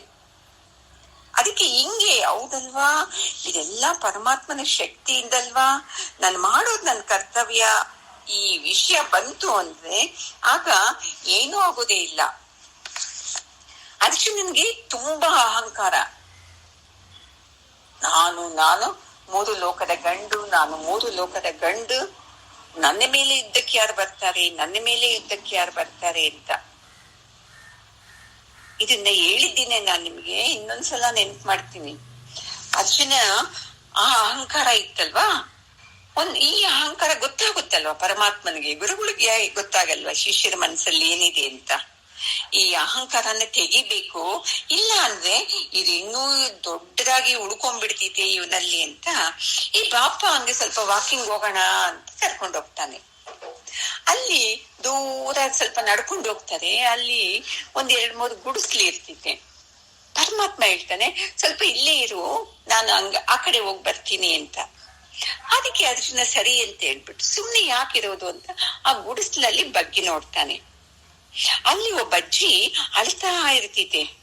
ಕೃಷ್ಣನ ವಿಗ್ರಹನ ಇಟ್ಕೊಂಡು, ಅಯ್ಯೋ ಕೃಷ್ಣ ನಿನ್ಗೆ ಇಲ್ಲಿ ರಕ್ತನ, ಇಲ್ಲಿ ಇಟ್ಬಿಟ್ಟ ಅಂತ. ಅವನು ಅರ್ಜುನ ಕೇಳ್ತಾನೆ, ಏನು ಅಜ್ಜಿ ಹಿಂಗ್ ಅಳ್ತಾ ಇದೀಯಾ, ಹಿಂಗೆ ಒಂದು ಮೂರ್ತಿನ ಇಟ್ಕೊಂಡು ಅಂತ. ಅಜ್ಜಿ ಹೇಳ್ತಾಳೆ, ಅವನ್ ಯಾರು ಪಾಪಿ ಅರ್ಜುನ ಅಂತ ಇದಾನಲ್ವಾ, ಅವನ್ ಏನ್ ಮಾಡಿದ್ದಾನೆ, ನನ್ನ ಪರಮಾತ್ಮನ್ನ ಅವನು ಸಾರಥಿಯಾಗಿ ಮಾಡ್ಕೊಂಡಿದ್ದಾನೆ ಯುದ್ಧದಲ್ಲಿ. ಅವನಿಂದ ಆ ಪಾಪಿ ಮಾಡಿದ ಯುದ್ಧದಿಂದ ನೋಡು ನನ್ನ ಪರಮಾತ್ಮನಿಗೆ ಎಷ್ಟು ಬಾಣದ ಏಟುಗಳು ಬಿದ್ದೈತೆ. ಅವನ್ ಚೆನ್ನಾಗಿದ್ದಾನೆ, ನನ್ನ ಪರಮಾತ್ಮನಿಗೆ ಎಷ್ಟು ಏಟುಗಳು ಬಿದ್ದು ಎಷ್ಟು ರಕ್ತ ಬರ್ತಾ ಐತೆ, ಅದನ್ನ ನನ್ ಕೈಲಿ ಸಹಿಸಕ್ ಆಗ್ತಾ ಇಲ್ಲ ಅಂತ ಆ ವಿಗ್ರಹನ ಮೈ ತಡವಿ ಆ ರಕ್ತನೆಲ್ಲ ಒರೆಸಿ ಎಷ್ಟು ದುಃಖ ಪಡ್ತಾ ಇದ್ದಾಳೆ ನೋಡಿ. ಅವಾಗ ಅರ್ಜುನನಿಗೆ ಅಹಂಕಾರ ಬಿದ್ದೋಯ್ತಂತೆ ನೋಡಿ. ನಮ್ಗೂ ಅದೇ ಅಲ್ವಾ, ನಾನು ಅಂತ. ಅದಕ್ಕೆ ಭಗವಂತನಿಗೆ ಗಾಯ ಮಾಡ್ಬಿಟ್ಟು ನಾನು ನಿನ್ನ ಭಕ್ತ ಅಂದ್ರೆ ಆಗುತ್ತಮ್ಮ, ಪಶ್ಚಾತ್ತಾಪ ಆಗ್ಬಿಡ್ತಿದ್ದೆ. ಅವಾಗ ಅನ್ಕೋತಾನೆ, ನಾನು ಭಕ್ತ ಅಲ್ಲ, ಈ ಹೆಂಗಸು ಭಕ್ತಳು ಅಂತ. ನಾನು ನನ್ನ ಅಹಂಕಾರಕ್ಕೆ ಏನ್ ಮಾಡಿದೆ, ನನ್ನ ರಾಜ್ಯಕ್ಕೆ ಸಾರಥಿ, ನಾನ್ ಗೆಲ್ಬೇಕು ಯುದ್ಧದಲ್ಲಿ ಅಂತ ನನ್ನ ರಥಕ್ಕೆ ನಾನು ಸಾರಥಿ ಮಾಡ್ಕೊಂಡೆ. ಅಂದ್ರೆ ಈ ಅಮ್ಮ ಏನು ಇಲ್ಲದೆ ಎಷ್ಟು ಪ್ರೀತಿ ಮಾಡ್ತಾ ಇದ್ದಾಳೆ ಅಂತ ಹೇಳಿ ಅಹಂಕಾರ ಹೋಗಿ ದೀರ್ಘ ದಂಡ ನಮಸ್ಕಾರ ಮಾಡ್ತಾನಂತೆ. ಅಜ್ಜಿ ಪಾದ ತೊಳಿತಾನಂತೆ ನೋಡಿ. ನಿನ್ನ ಭಕ್ತಿ ಮುಂದೆ ನನ್ನ ಭಕ್ತಿ ಎಲ್ಲ ಹೋಗ್ಬಿಡ್ತು ಅಮ್ಮ. ಈ ತರಹ ಯಾರು ತಮ್ಮ ಧರ್ಮನ ಮಾಡ್ತಾರೆ ನೋಡಿ, ಇದು ನಿಜವಾದಂತ ಕರ್ಮ ಅಂತ ಹೇಳ್ತಾ ಇದ್ದಾರೆ. ಇಂಥದ್ದು ಸ್ವಲ್ಪ ಮಾಡೋದೇನು ಸಾಕಂತೆ, ಎಲ್ಲ ನೀನ್ ಮಾಡಿಸ್ತಾ ಇರೋದು ಪರಮಾತ್ಮ, ನಾನು ನೀನ್ ಹೇಳ್ದಂಗೆ ಮಾಡ್ತಾ ಇರೋದು, ನಾನು ಏನು ಅಪೇಕ್ಷೆ ಇಟ್ಟು ಮಾಡ್ತಾ ಇಲ್ಲ ನೋಡಿ. ಪ್ರಯತ್ನ ಮಾಡಿ ಇವತ್ತೊಂದು ದಿವಸ ನಮ್ ಕೈಯಲ್ಲಿ ಆಗುತ್ತಾ? ನಾನ್ ಮಾಡ್ಬೇಕು, ನನ್ನಿಂದ ಇದೇ ಬರ್ತಿತಿ ನೋಡಿ.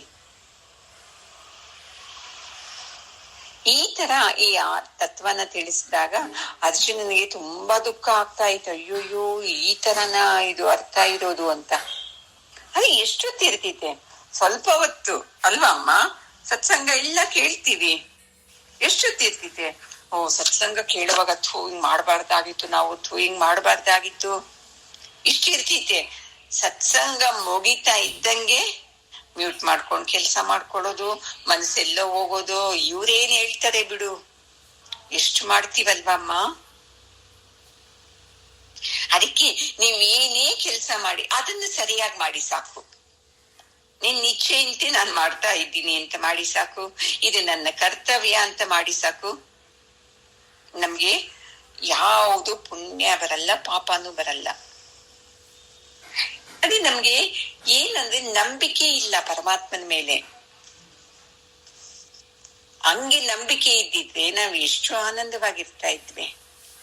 ಈಗ ನಾನು ಏನೇನೆಲ್ಲ ಅನುಭವಿಸ್ತಾ ಇದ್ದೀನೋ ಅದು ನನ್ನ ಪ್ರಾರಬ್ಧಕ್ಕೆ ತಕ್ಕಂಗೆ ಬಂದಿರೋದು. ನೀನ್ ಕಾರಣ ಅಲ್ವೇ ಅಲ್ಲ ಪರಮಾತ್ಮ. ಒಪ್ಕೋತೀರಾ ನೀವು ಇದನ್ನ? ನಾ ಒಪ್ಪಲ್ಲ. ನಾನು ಎಷ್ಟು ಪೂಜೆ ಮಾಡ್ತೀನಿ, ಎಷ್ಟು ಪುನಸ್ಕಾರ ಮಾಡ್ತೀನಿ, ಎಲ್ಲಾ ದಿವಸ ದೇವಸ್ಥಾನಕ್ಕೆ ಹೋಗ್ತೀನಿ. ಏನ್ ಬಂತು ಮನಸ್ಸಲ್ಲಿ ಇಷ್ಟೊಂದು ಅಶುದ್ಧನ ಇಟ್ಕೊಂಡು ನಾನು ದೇವಸ್ಥಾನಕ್ಕೆ ಹೋಗ್ತೀನಿ ಅಂದ್ರೆ ಏನ್ ಬಂತು ನಮ್ಗೆ? ಅಲ್ವಾ ಅಮ್ಮ? ನಂಬಿಕೆ ಇದೆಯಾ ಪರಮಾತ್ಮನ ಮೇಲೆ? ನನಗಿಷ್ಟು ಕಷ್ಟ ನೀನೇ ಹಾಕಿ ಕೊಡಕ್ಕೆ ಸಾಧ್ಯ? ನೀನ್ ಕೊಡೋನೇ ಅಲ್ಲ ನೀನು. ಆವಾಗ ನಾನು ಯಾವುದೋ ಜನ್ಮದಲ್ಲಿ ನಂದು ನಂಬಿಕೆ ನಾನು ಹೇಳ್ತಾ ಇರೋದು. ನನಗೆ ಗುರುನೂ ಸಿಕ್ಕಿಲ್ಲ, ಪರಮಾತ್ಮ ಅಂದ್ರೇನು ಗೊತ್ತಿಲ್ಲ. ಆ ಟೈಮಲ್ಲಿ ನಾನು ಏನೇನೋ ತಪ್ಪು ಮಾಡಿದ್ದೀನಿ ಅಪ್ಪ. ಅದಕ್ಕೆ ಈಗ ನನಗೆ ಸಮಸ್ಯೆಗಳು ಕಾಡ್ತಾ ಇರೋದು. ನೋಡು, ನಾಚಿಕೆ ಆಗುತ್ತೆ. ಸದ್ಯ ಈ ಜನ್ಮದಲ್ಲೂ ನೀನ್ ಸಿಕ್ಕಿದೀಯಾ. ನಿನ್ನನ್ನ ಪರಿಚಯ ಮಾಡಿದ ನನಗೆ ಕರಿಬಸಪ್ಪ ಗುರೂಜಿ ಸಿಕ್ಕಿದ್ದಾರೆ, ಋಷಿ ಪ್ರಭಾಕರ್ ಗುರೂಜಿ ಸಿಕ್ಕಿದ್ದಾರೆ. ಇವರಿಬ್ಬರಿಂದ ನಾನು ಬಿಡುಗಡೆ ಆದೆ ನೋಡಪ್ಪ ಇಂಥ ಕೆಲ್ಸದಿಂದ ಅಂತ ಎಷ್ಟು ಲಕ್ಷ ಸಲ ಅನ್ಕೊಂಡಿದ್ದೀನಿ ನಾನು. ನೋಡಿ, ಪರಮಾತ್ಮನ ಫ್ರೆಂಡ್ ಮಾಡ್ಕೋಬೇಕು. ನೋಡು ನೋಡು, ನೀನ್ ಅವಾಗ ಸಿಕ್ಕಿಲ್ಲ, ಏನೇನ್ ಮಾಡಿದ್ದಿ ತಪ್ಪು. ಇವಾಗ ನೀನ್ ಸಿಕ್ಕಿದೀಯಾ, ನಾನ್ ಏನನ್ನ ಮಾಡ್ತೀನಾ? ನನ್ನ ಮಾಡಕ್ಕೆ ನೀನ್ ಬಿಡಲ್ಲ, ಅಷ್ಟು ಕಾಪಾಡ್ತಾ ಇದೀಯ ನನ್ನ. ಇಷ್ಟು ತಾಕತ್ತಿದೆಯಾ ನಮ್ಗೆ ಹೇಳೋಕೆ? ಇದೆ ಈ ಜ್ಞಾನ, ಸತ್ಸಂಗದ ಜ್ಞಾನ. ಜ್ಞಾನ ಜ್ಞಾನ ಪ್ರತಿ ಸಲ ನಮ್ಮ ಮೇಲೆ ನಾವೇ ಪ್ರಯೋಗ ಮಾಡ್ಕೋಬೇಕು ನೋಡಿ. ಅವಾಗ ಎಷ್ಟು ಭಯ ಅನ್ನೋದು ಇರ್ತಿತ್ತು. ಏನಾಗುತ್ತೋ ಏನೋ, ಏನಾಗುತ್ತೋ ಏನೋ ಅನ್ನೋದು ಅದೆಲ್ಲ ಬಿದ್ದೋಗ್ತಿತಿ ನೋಡಿ. ಆ ಭಯ ಹೋಗದೆ ಇರೋವರೆಗೂ ನಮ್ಗೆ ಪರಮಾತ್ಮ ಕಾಣಿಸೋದೇ ಇಲ್ಲ. ಅದಕ್ಕೆ ನನಗೆ ಅವಾಗ ಹೇಳಿದ್ದು, ಎಷ್ಟು 15ನೇ ಇಸ್ವಿಯಲ್ಲಿ ಗುರೂಜಿ ಅವ್ರು ಹೇಳಿದ್ದು, ಗುರುಗಳು ಮತ್ತು ದೇವರು ಸಿಕ್ಬಿಟ್ರೆ ನಮ್ಮ ಜೀವನದಲ್ಲಿ ಏನೇನು ಭಯಗಳು ಇರ್ತಿತ್ತು ನೋಡಿ. ಒಂದ ಭಯ ನಮ್ಗೆ ಎಷ್ಟೊಂದಿಲ್ಲ. ಮಗಳಿಗೆ ಮದುವೆ ಆಗಿಲ್ಲ, ನನ್ನ ಆರೋಗ್ಯ ಸರಿ ಇಲ್ಲ, ಮನೆ ಇಲ್ಲ, ದುಡ್ಡಿಲ್ಲ, ಯಜಮಾನ್ರ ಕೆಲ್ಸ ಇಲ್ಲ, ಅವ್ರ ಆರೋಗ್ಯ ಸರಿ ಇಲ್ಲ. ಲೆಕ್ಕ ಬರ್ಕೊಂಡೋದ್ರೆ ಸಾಕು ಅಂತ ಭಯಗಳಿಂದ ಎಲ್ಲ ಆಚೆ ಬರ್ತೀವಿ. ಏನಿಲ್ಲ ಅಂದ್ರೆ ಏನು, ನೀನಿದ್ದೀಯಲ್ವಾ, ನೀನ್ ನನ್ನ ಕಾಪಾಡ್ತಿ ಅನ್ನೋ ನಂಬಿಕೆ ಬಂತು ಅಂದ್ರೆ ನೋಡ್ಕೊಳ್ಳಿ, ಅವನು ನಾನೇನೇ. ಅವನು ಒಂದ್ಸಲ ಆಚಾರ್ಯ ಶಂಕರಾಚಾರ್ಯರು ಭಿಕ್ಷಾಟನೆಗೆ ಹೋಗಿರ್ತಾರಂತೆ. ಒಂದ್ ಮನೆ ಎತ್ತ ಹೋಗ್ಬಿಟ್ಟು, ಅವ್ರೇನು ಸ್ಮೂತ್ ಆಗಿ ಮಾಡೋದು, ನಮ್ಮಂಗೆ ಏನು ರಫ್ ಆಗಿ ಮಾಡು ಕೊಡು ಯಾಕೆ ಕೊಡಲ್ಲ ಈ ತರ ಅಲ್ಲ ಅಲ್ವಾ. ಅವ್ರು ಮೃದುವಾದ ಸ್ವರದಲ್ಲಿ ಕೇಳ್ತಾರಂತೆ, ಅಮ್ಮ ದಯವಿಟ್ಟು ಭಿಕ್ಷೆ ಹಾಕಿ ಅಮ್ಮ ಅಂತ. ಮೊದಲನೇ ಸಲ ಕೂಗ್ತಾರೆ, ಯಾರು ಬರ್ಲಿಲ್ವಂತೆ. 2ನೇ ಸಲನೂ ಕೇಳ್ತಾರಂತೆ, ಅವಾಗ್ಲೂ ಬರ್ಲಿಲ್ಲಂತೆ. 3ನೇ ಸಲಕ್ಕೆ ಕೂಗ್ದಾಗ ಒಬ್ಬ ಹೆಂಗ್ಸ್ ಬರ್ತಾಳಂತೆ, ಒಂದ್ ಇಡಿಯಷ್ಟು ಗೋಧಿ ತಂದು ಭಿಕ್ಷೆ ಹಾಕ್ತಾಳಂತೆ. ಹಾಕ್ಬಿಟ್ಟು ಆ ಶಂಕರಾಚಾರ್ಯರ ಪಾದ ಹಿಡ್ಕೊಂಡು ಅಳ್ತಾಳಂತೆ, ನನ್ನ ಮನೆಯಲ್ಲಿ ಏನೂ ಇಲ್ಲ ಸ್ವಾಮಿ, ಇಷ್ಟೇ ಒಂದು ಇಡೀ ಗೋಧಿ ಇರೋದಷ್ಟೇ, ಇದನ್ನ ಕೊಡ್ತಾ ಇದ್ದೀನಿ, ದಯವಿಟ್ಟು ನೀನು ಸ್ವೀಕಾರ ಮಾಡ್ಬೇಕು ಅಂತ ಹೇಳಿ. ಒಂದಿಡೀ ಗೋಧಿನ ಅಂತ ಬಿಟ್ಟು ಹೋಗಿಲ್ಲ ಅವರು. ಅದನ್ನ ಅವರು ಭಕ್ತಿಯಿಂದ ತಗೊಂಡು ಅನ್ನಪೂರ್ಣೇಶ್ವರಿ ಸ್ತೋತ್ರನ ರಚನೆ ಮಾಡ್ತಾರಂತೆ ನೋಡಿ. ಅನ್ನಪೂರ್ಣೇಶ್ವರಿನ ಪ್ರಾರ್ಥನೆ ಮಾಡ್ಬಿಟ್ಟು ಅವಾಗ ಆ ಹೆಂಗಸಿಗೆ ಹೇಳ್ತಾರಂತೆ, ಏನು ಯೋಚನೆ ಮಾಡ್ಬೇಡ, ನೀನು ಇರೋವರೆಗೂ ನಿನಗೆ ಹೊಟ್ಟೆ ತುಂಬಾ ಅನ್ನ ಸಿಕ್ಕುತ್ತೆ ಅಂತ. ಅವಳು ಅತ್ಯಂತ ಶ್ರೀಮಂತಳಾಗ್ತಾಳಂತೆ. ಅಹಂಕಾರ ಬಂದಿಲ್ಲ ಅವಳಿಗೆ, ಇನ್ನಷ್ಟು ದಾನ ಕೊಡಕ್ಕೆ ಶುರು ಮಾಡದ್ಲಂತೆ ನೋಡಿ. ಅದಕ್ಕೆ ಹೇಳೋದು, ದಾನನ ಯಾರಿಗೆ ಕೊಡ್ಬೇಕು? ಯೋಗ್ಯರಾದವರಿಗೆ ಕೊಡ್ಬೇಕು. ದಾನ ಅನ್ಬಾರ್ದು, ನಂದು ಇದು ರೂಲ್ಸ್ ಅದು. ಏನಂತ ಯಾರಿಗೂ ನಾನ್ ದಾನ ಕೊಟ್ಟಿ ಅನ್ನೋದು ಬರ್ಲೇಬಾರ್ದು ನೋಡಿ. ಯಾರು ಈ ಆಧ್ಯಾತ್ಮದಲ್ಲಿದ್ದಾರೋ ಅವ್ರ ಫಸ್ಟ್ ಮನ್ಸಲ್ಲಿ ದಾನ ಅನ್ನೋದನ್ನ ತೆಗ್ದಾಕ್ಬೇಕು. ಈ ದಾನ ಕೊಟ್ರೆ ಒಳ್ಳೇದು, ಆ ದಾನ ಕೊಟ್ರೆ ಒಳ್ಳೇದು, ಆ ದಾನ ಮಾಡ್ಬೇಕು, ಈ ದಾನ ಮಾಡ್ಬೇಕು ಅಲ್ಲ. ನೀನ್ ಕೊಡ್ತಾ ಇದೀಯ, ನೀನೇ ನನ್ಗೆ ಕೊಡೋ ತರ ಮಾಡ್ತಾ ಇದೀಯಾ ಅಂತ ಕೊಟ್ ನೋಡಿ, ಎಷ್ಟು ಆನಂದ ಇರ್ತಿದೆ ಅಲ್ವಾ ಅಮ್ಮ. ಈ ತರ ಮಾಡಿದಾಗ ಅವಳಿಗೆ ಯಾವುದು ದೋಷ ಬಂದಿಲ್ಲ. ಅದೇ ನಮ್ಗಾಗಿದ್ದೆ ಅಲ್ಲ, ಅಂತ ದೊಡ್ಡ ಜ್ಞಾನಿಗಳು ಬಂದು ಕೇಳುವಾಗ ಒಂದ್ ಇಡೀ ಗೋಧಿ ಕೊಡ್ತಾಳಲ್ವಾ, ಎಷ್ಟು ಕರ್ಮ ಅವಳಿಗೆ ಅನ್ಕೋತೀವಲ್ವಾ. ಅಲ್ಲಿ ನೋಡಿ ಪರಮಾತ್ಮ ಅವಳಿಗೆ ಇಡೀ ಜೀವನ ಎಲ್ಲ ಚೆನ್ನಾಗಿ ತಿನ್ನೋ ತರ ಬಂತು. ಒಂದ್ಸಲ ನಾನು ಒಂದು ಸ್ಟೂಡೆಂಟ್ಸ್ ನಾವೆಲ್ಲ ಎಲ್ಲೋ ಹೋಗಿದ್ವಿ, ಎಲ್ಲ ಅವ್ರೇನೋ ಕೊಟ್ರು ಎಲ್ಲ ಪ್ರಸಾದ ಸ್ವಲ್ಪ ಸ್ವಲ್ಪ, ಅದನ್ನ ತಗೊಂಡ್ವಿ, ಭಕ್ತಿಯಿಂದ ತಗೊಂಡ್ ತಿಂತಾ ಇದ್ದಾಗ ಬೇರೆ ಕಡೆ ಹೊರಗಡೆ ಇಬ್ಬರು ಸ್ಟೂಡೆಂಟ್ಸ್ ಮಾತಾಡ್ತಾ ಇದ್ದಾರೆ. ಎಷ್ಟು ಕೊಟ್ಟಿದ್ದಾರೆ ನೋಡು, ಇಷ್ಟಿಷ್ಟೇ ಕೊಟ್ಟಿದ್ದಾರೆ, ಏನ್ ಕಂಜೂಸಪ್ಪ ಅಂತ. ಇನ್ನೊಬ್ಬ ಸ್ಟೂಡೆಂಟ್ ಹೇಳ್ತಾ ಇದ್ದಾರೆ ಅವ್ರಿಗೆ, ಇದನ್ನೇನ್ ಇವ್ರೇನ್ ಮಾಡಿರ್ತಾರ, ಬೇರೆ ಯಾರೋ ಇವ್ರು ಕೊಟ್ಟಿರ್ತಾರೆ, ಅದನ್ನ ಇವ್ರು ಕೊಟ್ಟಿರ್ತಾರೆ ಅಂತ. ಎಷ್ಟು ಕೀಳು ಬುದ್ಧಿ ನೋಡಿ. ಹೇಳದೆ ಹೋಗಿದ್ದು ತಪ್ಪು ನಮ್ದೇನೆ ಅವ್ರ ಮನೆಗೆ. ಆ ಟೈಮಲ್ಲಿ ಅವ್ರ ಹತ್ರ ಏನಿದೆಯೋ ಅದು ಕೊಟ್ಟಿದ್ದಾರಲ್ವಾ, ಅದನ್ನ ನಾವೇನ್ ಮಾಡ್ಬೇಕು, ಭಕ್ತಿಯಿಂದ ಸ್ವೀಕಾರ ಮಾಡ್ಬೇಕು. ಒಂದು ಇಡೀ ಗೋಧಿನ ಇವ್ರು ಎಷ್ಟು ಸ್ವೀಕಾರ ಮಾಡಿದ್ರು. ಆಮೇಲೆ ಅವ್ರ ಮನೆಯಲ್ಲೇ ಇದ್ವಿ ಮಧ್ಯಾಹ್ನದವರೆಗೂನು ಎಲ್ಲರೂ ಮಾತಾಡ್ಕೊಂಡು. ಆಮೇಲೆ ಆ ಮನೆಯವರು ಮಧ್ಯಾಹ್ನಕ್ಕೆ ಎಷ್ಟು ಊಟ ತರಿಸಿ ಕೊಟ್ಟಿದ್ದಾರೆ, ಅದ್ರ ಬಗ್ಗೆ ಮಾತಾಡ್ಲಿಲ್ಲ. ಅಯ್ಯೋ ನಾವ್ ಬಂದು ಕುತ್ಕೊಂಡು ಮಧ್ಯಾಹ್ನದವರೆಗೂ ಇದ್ವಿ, ಇವಾಗ ಎಷ್ಟು ಒಳ್ಳೊಳ್ಳೆ ಊಟ ಕೊಟ್ಟಿದಾರಲ್ವಾ ಅಂತ ಅದ್ರ ಮಾತಾಡಲ್ಲ. ಯಾವಾಗ ಬೆಳಿಗ್ಗೆ ಸ್ವಲ್ಪ ಸಿಕ್ತೋ ಅವಾಗ ಏನ್ ಮಾಡೋದು, ಎತ್ತ ಹಾಕೋದು. ಅಲ್ಲ, ಇವ್ರನ್ನ ಇಷ್ಟ ಅನ್ಕೋತೀವಲ್ಲ, ಇವ್ರಿಗೆ ನಾವೇನನ್ನ ಕೊಟ್ಟಿದ್ದೀವ ಯಾವತ್ತೂ ಬರಲ್ಲ ನೋಡಿ ಯೋಚನೆ ನಮಗೆ. ನಾವ್ ಇವರಿಂದ ಅಪೇಕ್ಷೆ ಪಡೋಕೆ ನಾವ್ ಕೊಟ್ಟಿದ್ವಿ ಅಲ್ವಾ ಇವ್ರಿಗೆ, ನಾವೇ ಕೊಟ್ಟಿಲ್ಲ, ಹೆಂಗೆ ಅಪೇಕ್ಷೆ ಪಡೋದು, ಬರಲ್ಲ ನಮ್ಗೆ ಅಹಂಕಾರ. ನಾನು ನನ್ಗಿಷ್ಟ ಕೊಟ್ಟಿದ್ದು, ಏನ್ ಸಿಕ್ಕುತ್ತೋ ಅದನ್ನ ಪ್ರಸಾದ ಅನ್ಕೋಬೇಕು ನೋಡಿ. ಇಂಥ ಮಹಾನುಭಾವರೇ ನೋಡಿ ಒಂದಿಡೀ ಗೋಧಿನ ಮಹಾಪ್ರಸಾದ ಅಂತ ತಕೊಂಡ್ರು. ನಾವು ಪೂಜೆಯಲ್ಲಿ ಊಟದಲ್ಲಿ ನನಗೆ ಅದು ಸಿಕ್ಕಿಲ್ಲ, ಇದು ಸಿಕ್ಕಿಲ್ಲ, ಒಬ್ಬಟ್ಟು ಸಿಕ್ಕಿಲ್ಲ, ಪಾಯಸ ಸಿಕ್ಕಿಲ್ಲ, ಎಲ್ಲರಿಗೂ ಸಿಕ್ತು, ನನಗೆ ಕೊನೆಯಲ್ಲಿ ತಿಂದೆ, ನನಗ್ ಸಿಕ್ಕಲೇ ಇಲ್ಲ. ಈ ಕೀಳು ಬುದ್ಧಿಯಿಂದ ಮಾಡೋದ್ರಿಂದಾನೇ ನಮ್ಗೆ ಪಾಪಗಳು ಸುತ್ಕೋತಾ ಇರೋದು. ಹೆಂಗೆ ಇವರೆಲ್ಲ ಎಷ್ಟು ಭಕ್ತಿಯಿಂದ ನನ್ನ ಹತ್ರ ಇರೋದಿಷ್ಟೇಪ್ಪ, ನನ್ನ ಕರ್ತವ್ಯ ಕೊಡ್ತಾ ಇದ್ದೀನಿ ಪರಮಾತ್ಮ ಅಂತ ಮಾಡಿದ್ರೆ ಹೆಂಗಿರುತ್ತೆ ನಮ್ಮ ಜೀವನ ನೋಡಿ. ಈ ತರ ನಮ್ಗಿರ್ಬೇಕು ಮನ್ಸಲ್ಲಿ, ಏನಿದೆಯೋ ಅದನ್ನ ಆಯ್ತಪ್ಪ ಪರಮಾತ್ಮ ಅಂತ. ಅದಕ್ಕೆ ಅನ್ನದಾನ, ವಸ್ತ್ರದಾನ, ವಿದ್ಯಾದಾನ ಯಾವ ಕಾರಣಕ್ಕೆ ಮಾಡ್ತೀವೋ ಅದರಿಂದ ನಾವು ದಾನ ಕೊಡ್ತಾ ಇದ್ದೀವಿ ಅಂತ ಎಂತೆಂಥದ್ದು ಕೊಡೋದಲ್ಲ. ಇದು ಚೆನ್ನಾಗಿ ತಿಳ್ಕೊಳ್ಳಿ, ಪಾಪ ಜಾಸ್ತಿ ಬರ್ತಿದೆ ಅದು. ಅದ್ರಲ್ಲಿ ಏನೇನೋ ದೋಷ ಇರ್ತೈತೆ, ಅದರಿಂದ ಪಾಪ ಬರ್ತೈತಿ. ನಾವ್ ಅನ್ಕೋತಾ ಇದ್ದೀವೋ ನಾನ್ ಎಲ್ಲರಿಗೂ ಸೀರೆ ಕೊಟ್ಟೆ, ನಾನ್ ಎಲ್ಲರಿಗೂ ಇದು ಕೊಟ್ಟೆ, ನಾನು ಅದು ಮಾಡಿದೆ ಅಂತ. ಅದು ಅಲ್ಲ, ನನ್ನ ಕೈನಲ್ಲಿ ಇಷ್ಟೇ ಇದೆ, ನಾನ್ ಕೊಡ್ತಾ ಇದ್ದೀನಿ ಅಮ್ಮ ಪರಮಾತ್ಮ, ನೀನ್ ನನ್ನ ಕೈಯಿಂದ ಇಷ್ಟು ಮಾಡಿಸ್ತಾ ಇದೀಯಾ ಅಂತ ಮಾಡ್ಬೇಕು ನೋಡಿ. ಈ ತರ ಯಾರು ಶ್ರದ್ಧೆ ಭಕ್ತಿಯಿಂದ ಕೊಡ್ತಾರೋ ಅದನ್ನ ಪುಣ್ಯ ಪಾಪ ಅನ್ಕೊಳ್ದೆ, ಅಯ್ಯೋ ಅದ್ರಲ್ಲಿ ಶಂಕರಾಚಾರ್ಯರ ಬೈಕೊಳ್ಬೋದಿತ್ತಲ್ಲ, ಅಯ್ಯೋ ಒಂದು ಇಡೀ ಗೋಧಿ ನಾನೇನ್ ಮಾಡ್ಲಿ ಅಂತ.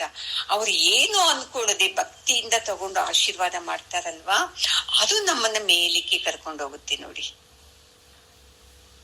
ಯಾರಿಗೆ ಈ ಶ್ರದ್ಧೆ ಇರ್ತೈತಿ ನೋಡಿ ಜೀವನದಲ್ಲಿ, ಅದು ಕದಲಬಾರದು ನೋಡಿ. ಕದಲ್ತು ಅಂತಂದ್ರೆ ನಮ್ಮ ಶ್ರದ್ಧೆ ಎಲ್ಲ ಹೋಗ್ಬಿಡ್ತಿದ್ದೆ. ಏನ್ ಹೇಳ್ತಾರೋ ಪಾಲೋ, ಗುರುಗಳು ಏನ್ ಹೇಳ್ತಾರೋ ಅದನ್ನ ಅನುಸರಿಸ್ಬೇಕು. ಇದು ಶ್ರದ್ಧೆ. ಇಲ್ಲಪ್ಪ, ನೀವ್ ಹೇಳಿದ್ದು ಒಂದು 5 ವಿಷಯನ ನಾನು ಒಪ್ತೀನಿ, ಇನ್ನು 5 ವಿಷಯ ನಾನು ಒಪ್ಪಲ್ಲ, ನಾನ್ ಅನ್ಕೊಂಡಿದ್ದೇ ನಾನ್ ಮಾಡ್ತೀನಿ ಅಂದ್ರೆ ಇದು ಶ್ರದ್ಧೆ ಇಲ್ಲ. ಈ ತರ ಯಾರಲ್ಲಿ ಶ್ರದ್ಧೆ ಇದ್ದು ಮಾಡ್ತಾರೋ ಅದು ನಿಮಗೆ ಪುಣ್ಯನೂ ಬರಲ್ಲ, ಪಾಪನೂ ಬರಲ್ಲ, ಯಾವ ದೋಷನೂ ಬರಲ್ಲ ಅಂತ ಹೇಳ್ತಾ ಇದ್ದಾರೆ. ಈ ತರ ನಾವು ಸತ್ಪಾತ್ರರಿಗೆ ದಾನ ಕೊಡ್ಬೇಕು. ನಾವೇನ್ ಮಾಡ್ತೀವಿ, ನಾನ್ ಕೊಡ್ಬೇಕು ಅಂತ ಅಷ್ಟೇ ಕೊಟ್ಬಿಡ್ತೀವಿ, ನಾನು ಸೇವೆ ಮಾಡ್ಬೇಕು ಅಷ್ಟೇ ಮಾಡ್ತೀವಿ. ಎಲ್ಲಿ ಸೇವೆ ಮಾಡ್ಬೇಕು, ಎಲ್ಲಿ ದಾನ ಮಾಡ್ಬೇಕು, ಇದು ಚೆನ್ನಾಗ್ ಗೊತ್ತಿರ್ಬೇಕು ನೋಡಿ. ಇದು ಗೊತ್ತಿಲ್ಲದೆ ನಾವು ಮಾಡ್ತೀವಲ್ವಾ. ಈಗ ನೋಡಿ, ಎಂತೆಂತ ದೊಡ್ಡ ದೊಡ್ಡ ದೇವಸ್ಥಾನದಲ್ಲಿ, ತಿರುಪತಿಯಲ್ಲಿ, ಧರ್ಮಸ್ಥಳದಲ್ಲಿ ದಾನ ಮಾಡಿದ್ರೇನೆ ಪುಣ್ಯ ಅಂತ. ಪಾಪ ನಮ್ಮ ಅಕ್ಕಪಕ್ಕದ ಮನೆಗಳಲ್ಲಿ ಎಂತ ಬಡವರು ಇರ್ತಾರೆ, ಅವ್ರು ಕೊಡ್ತೀವ ನಾವು? ಕೈ ಎತ್ತಿನ ಸಹ ಕೊಡಲ್ಲ ನಾವು. ಯಾಕೆ ಇವ್ರಿಗೆ ಯಾಕೆ ಕೊಡ್ಬೇಕು, ಪರಮಾತ್ಮನಿಗೆ ಕೊಡ್ಬೇಕು ಅಂತ. ಅಕ್ಕಪಕ್ಕದಲ್ಲಿದ್ದವ್ರಿಗೆ ಸೇವೆ ಮಾಡ್ಬೋದಲ್ವಾ, ಕಷ್ಟದಲ್ಲಿದ್ದವ್ರಿಗೆ ಏನೋ ಒಂದ್ ಸ್ವಲ್ಪ ತಗೊಂಡು ಕೊಡೋದು, ಏನೋ ಒಂದು ಮಾಡ್ಬೋದಲ್ವಾ. ನಿಮ್ಮ ಮನೆ ಮುಂದೆ ದೇವಸ್ಥಾನನ ಸ್ವಲ್ಪ ಕ್ಲೀನ್ ಆಗಿ ಇಡೋದು, ಇಲ್ಲ ಪಕ್ಕದ ಮನೆಯವರು ಇಲ್ಲ ಅನ್ಕೊಳ್ಳಿ, ಹಾಳು ಬಿದ್ದಿರ್ತೈತೆ, ಅಲ್ಲಿ ಸ್ವಲ್ಪ ಗುಡಿಸೋದು, ಇವೆಲ್ಲ ಸೇವೆ ಅನ್ನವಾ? ಇಲ್ಲ ಇಲ್ಲ, ನಾವು ಧರ್ಮಸ್ಥಳದಲ್ಲಿ ಹೋಗಿ ಮಾಡಿದ್ದೇನೆ ಸೇವೆ. ಇದನ್ನ ತಪ್ಪು ಅಂದ್ರೆ ಗುರುಗಳು ಒಪ್ತೀರಾ ನೀವು? ಒಪ್ಪಲ್ಲ. ನಿಮ್ಗೆ ಏನ್ ಗೊತ್ತು, ನಾವು ಮಾಡೋದೇ ಮಾಡ್ತೀವಿ ಅಂತ ಹೇಳ್ತೀರಾ. ಕೆಲವು ವಿಷಯಗಳನ್ನ ನೀವ್ ಹೇಳಿದ್ನಲ್ವಾ, ಅದಕ್ಕೆ ನಾವು ಮಾಡ್ತಾ ಇರೋದು ಅಂತ ಹಿಂಗೆ ಹೇಳೋದು. ಯಾವ್ದು ಇಷ್ಟ ಆಗುತ್ತೋ ಅದನ್ನ ಒಪ್ಕೊಳ್ಳೋದು, ಇಷ್ಟ ಆಗದೆ ಇದನ್ನ ಒಪ್ಕೊಳ್ಳೋದೇ ಇಲ್ಲ. ಅಮ್ಮ, 1 ನಿಮಿಷ ಅಮ್ಮ, ಕರೆಂಟ್ ಬಿಲ್ ಬಂತು.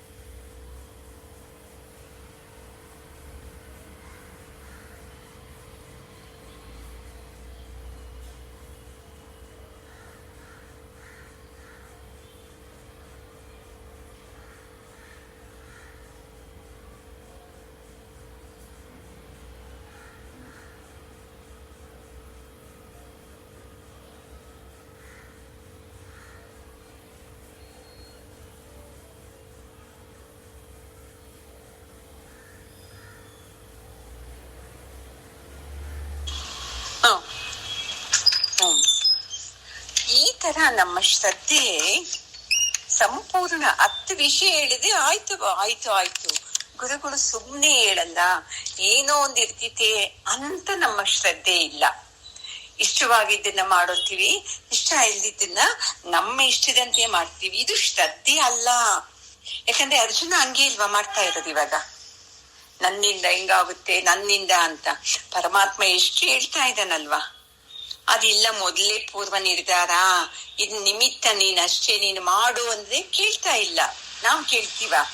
ಅದೇ ತರ ಇದನ್ನೆಲ್ಲ ಮಾಡಿದ್ರೇನೆ ಈ ತರ ಭಯ ಏನಾಗುತ್ತೋ ಏನೋ ಅನ್ನೋದು, ಅದನ್ನ ಬಿಟ್ಟು ನಾವು ಮಾಡ್ಬೇಕು ನೋಡು ಅರ್ಜುನ ಅಂತಾನೆ ಇಲ್ಲಿ ಹೇಳ್ತಾ ಇರೋದು. ನಮ್ ಶ್ರದ್ಧೆ ಎಲ್ಲಿ ಗೊತ್ತಾ, ನಾವೆಲ್ಲಿ ಇಡಬಾರ್ದು, ತಪ್ಪು ಅಂತದ್ರ ಮೇಲೆ ಶ್ರದ್ಧೆ ಇಡ್ತೀವಿ ನಾವು. ಈ ಸಂಸಾರದ ಮೇಲೆ ನಮ್ಗೆ ಶ್ರದ್ಧೆ ಐತೆ. ಪರಮಾತ್ಮ ನೀನೇ ಬೇಕು, ನಿನ್ನನ್ನ ತಿಳ್ಕೋಬೇಕು ಅಂತ ತಿಳಿಸೋ ಈ ಜನ್ಮ ಮರಣದ ಚಕ್ರದ ಮೇಲೆ ನಮ್ಗೆ ಶ್ರದ್ಧೆ ಐತಾ? ಅದಕ್ಕೆ ಗುರುಜಿ ನನಗೆ ಅವಾಗ ಹೇಳಿದ್ ನನ್ಗಿನ್ನೂ ತುಂಬಾ ಚೆನ್ನಾಗಿ ನೆನಪಿದೆ. ಈ ಸಂಸಾರ ಶೈನಿಂಗ್ ಅಂತೆ, ಹೊಳಿತಾ ಇರ್ತಿತ್ತಂತೆ. ಮಗಳು, ಗಂಡ, ಮಕ್ಕಳು, ಹೆಂಡತಿ, ಗಂಡ, ಹಣ, ಐಶ್ವರ್ಯ ಅದೆಲ್ಲ. ಅದಕ್ಕೆ ಓಡ್ತೀವಂತೆ, ಸಂಸಾರ ಸಂಸಾರ, ಅಯ್ಯೋ ಅಯ್ಯೋ ಅಂತ. ಆಮೇಲೆ ಓಡದ್ಮೇಲೆ ಗೊತ್ತಾಗುತ್ತೆ ಅಲ್ಲಿ, ಅಪ್ಪ ಮದ್ವೆ ಆಗ್ಬಿಟ್ಟಿದೆ ಸಾಕಪ್ಪ, ನನ್ ಮಗಳಿಗೆ ಸಾಕಪ್ಪ ಸಾಕಪ್ಪ ಅಂತ ಹೇಳ್ತೀವಿ. ಮದ್ವೆ ಆದ್ಮೇಲೆ 108 ಸಮಸ್ಯೆ. ಅಳಿಯ ಸರಿ ಇಲ್ಲ, ಸೊಸೆ ಸರಿ, ಮಗಳು ಸರಿ ಇಲ್ಲ, ಅವಳು ಜೀವನ ಸರಿ ಇಲ್ಲ ಅಂತ. ಅಂದ್ರೇನು ನಾವೇನ್ ಮಾಡ್ತಾ ಇದ್ದೀವಂತೆ, ಅದ್ರ ಮೇಲೆ ಸೂಪರ್ ಶ್ರದ್ಧೆ ಇಡ್ತಾ ಇದ್ದೀವಂತೆ. ಯಾಕೆ ಇನ್ನು ನಿಮ್ ಮಗಳಿಗೆ ಮದ್ವೆ ಆಗಿಲ್ವಾ ಅಂತ ಕೇಳೋದಂತೆ. ಅಲ್ಲ, ನನ್ನ ಮಗಳು ಮದ್ವೆ ಆಗಿ, ನಾನು ಮದ್ವೆ ಆಗಿದ್ದೀನಿ, ನಮ್ಮಮ್ಮ ಮದ್ವೆ ಆಗವ್ರೆ, ಯಾರೋ ಆನಂದವಾಗಿಲ್ಲ ನಾವು ಅಂತ ಗೊತ್ತಿದ್ದನು ಮತ್ತೆ ನಾವೇನ್ ಮಾಡ್ತೀವಿ, ಇನ್ನೊಬ್ಬರನ್ನ ಯಾಕೆ ಇಷ್ಟು ವಯಸ್ಸಾಯ್ತು ಇನ್ನು ಮಾಡ್ಲಿಲ್ವಾ ನೀವು ಅಂತ ಕೇಳ್ತೀವಂತೆ. ಅದಕ್ಕೆ ನಾವು ಈ ತಿಳುವಳಿಕೆ ಅನ್ನೋದು ಇತ್ತು ಅಂದ್ರೆ ಯಾವುದೇ ಕಾರಣಕ್ಕೂ ಭಯ ಆಗಲ್ಲ, ಆನಂದ ಇರ್ತಿದೆ. ಈ ಕರ್ಮನ ನಾವು ಮಾಡ್ಬೇಕು ಅರ್ಜುನ, ಅವಾಗ ನಿನ್ಗೆ ದ್ವಂದ್ವ ಇರಲ್ಲ, ನೀನು ಆನಂದವಾಗಿ ಇರ್ಬೋದು ಅಂತ ಪರಮಾತ್ಮ ಹೇಳ್ತಾ ಇದ್ದಾನೆಮ್ಮ. ಓಂ ಪೂರ್ಣಮದಃ ಪೂರ್ಣಮಿದಂ ಪೂರ್ಣಾತ್ ಪೂರ್ಣಮುದಚ್ಯತೆ ಪೂರ್ಣಸ್ಯ ಪೂರ್ಣಮಾದಾಯ ಪೂರ್ಣಮೇವಾವಶಿಷ್ಯತೆ. ಓಂ ಶಾಂತಿ ಶಾಂತಿ ಶಾಂತಿ. ಹರಿ ಓಂ ಶ್ರೀ ಗುರುಭ್ಯೋ ನಮಃ. ಹರಿ ಓಂ. ಗುರುಗಳ ಪಾದಕ್ಕೂ ಜಗದ್ಗುರು ಕೃಷ್ಣನ ಪಾದಕ್ಕೂ ನಮಸ್ಕಾರ ಮಾಡ್ಕೊಡಲ್ಲ. ಜೈ ಶ್ರೀಮಮ್ಮ.